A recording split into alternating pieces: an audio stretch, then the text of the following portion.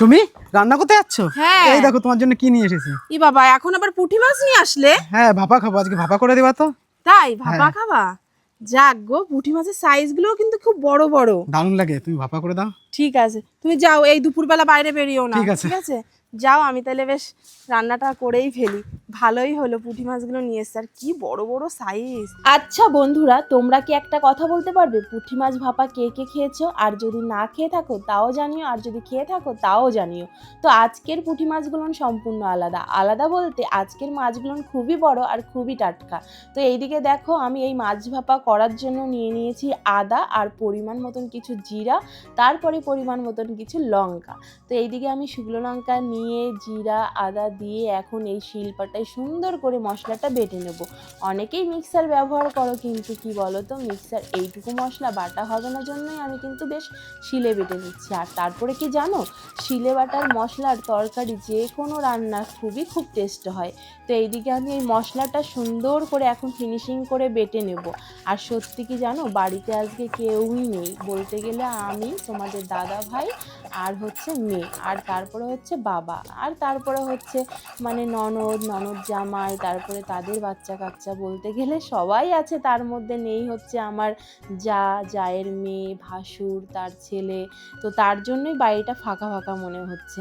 তো এইদিকে দেখো, মশলাটা সুন্দর করে বেটে নিয়ে একটা টিফিন কারিতে মাছগুলো ঢেলে নিয়ে তার মধ্যে দিয়ে দিলাম মশলা, তার মধ্যে দিয়ে দিলাম পরিমাণ মতন লবণ, পরিমাণ মতন হলুদ গুঁড়ো, তারপরে দিয়ে এখন দেব হচ্ছে খাঁটি সরিষার তেল, যেটা না দিলে কিন্তু মাছ ভাপা একদমই ভালো লাগবে না।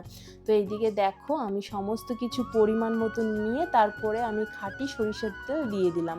তারপরে যখন খাঁটি সরিষার তেলটা আমার দেওয়া হয়ে গেল, তারপরে মাছটা সুন্দর করে এখন মাখিয়ে নেব।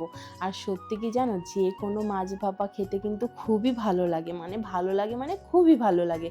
আর তার মধ্যে এই যে ছোট সাইজের পুঁটি, সত্যি বড় মাছের একটা আলাদা স্বাদ আর ছোট মাছের স্বাদ একটা আলাদা।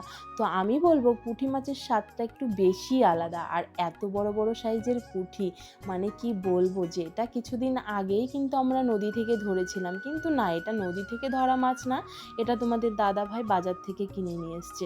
তো এইদিকে দেখো, আমি সমস্ত কিছু দিয়ে মাছটাকে সুন্দর করে এখন আমি মাখিয়ে নিয়েছি। আর দেখেছো, দেখে মনে হচ্ছে রান্না হয়েই গেছে, কিন্তু না, এইটা এখন আমাকে ভাপে বসাতে হবে। তো আমি সমস্ত কিছু মাখিয়েটাকে নিয়ে হালকা একটুখানি তেল আমি উপরে দিয়ে দিলাম। তো তারপরে আমি ঢাকনাটা লাগিয়ে এখন সুন্দর করে বসিয়ে দেবো।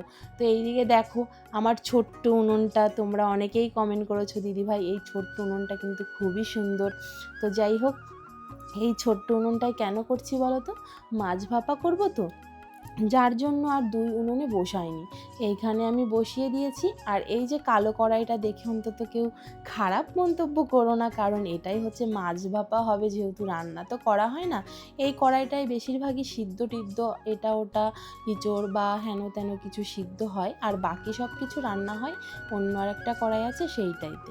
তো এইদিকে দেখো, আমি কড়াইয়ের মধ্যে নিয়ে নিয়েছি জল, তার মধ্যে দিয়ে বসিয়ে দেব এখন মাছ।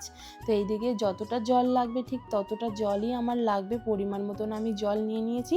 তারপরে এই যে টিফিন কারি মাছের দেওয়া, সেইটা আমি বসিয়ে দিয়েছি। তারপরে এখন বসিয়ে দেওয়ার পরে যখন দেখলাম একটু জল হলো না, তারপরে আরও একটু জল দিয়ে আমি ঢাকা দিয়ে দিলাম।